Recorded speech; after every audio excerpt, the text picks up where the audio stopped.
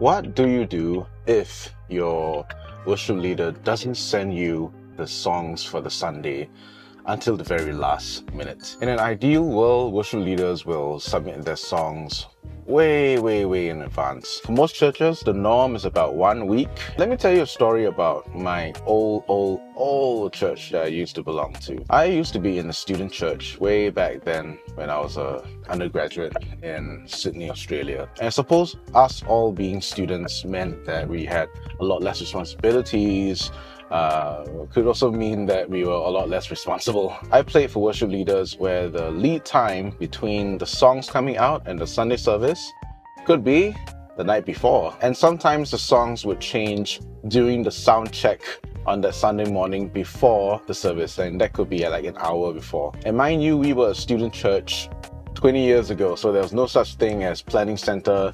There was no such thing as cloud-based services like Dropbox and Google Drive, where all of us could share charts easily. Most of the time, the first time that you see the chart is on the Sunday morning practice. You can certainly prepare your own chart on the Saturday night if the worship leader gave you the songs early enough. But yeah, that's it. 2 hours of prep max, including sound check and rehearsal. Now, this is what I did to counter the problem of not knowing the songs before the Sunday rehearsal. I asked the worship leader to give me a list of the CDs that he was listening to for the season. This was before Spotify, so our repertoire was limited to the CDs that we were listening to at the point in time. So once the worship leader gave me the names of those 4 to 5 albums that he was listening to, it became my task to find out whether I could either buy the CDs for myself or borrow the CDs so I could burn them, just so that I have the same 4 to 5 CDs that he's listening to. And then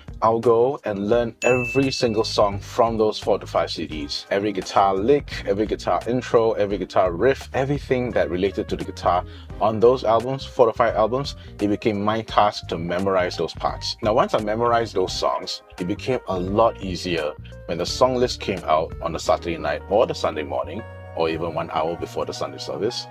It was no problem. I just needed to double check the key of the song, like, hey, this is songs in a different key than what you normally sing in.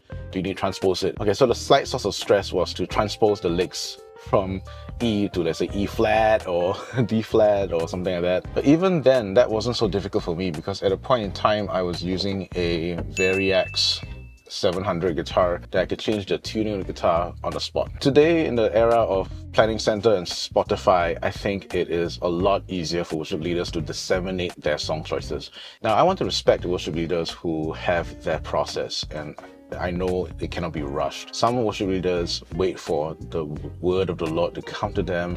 They wait for the audible voice of God to speak to them. They wait for that unmistakable impression from the Holy Spirit. And when that's their process, I want to respect it.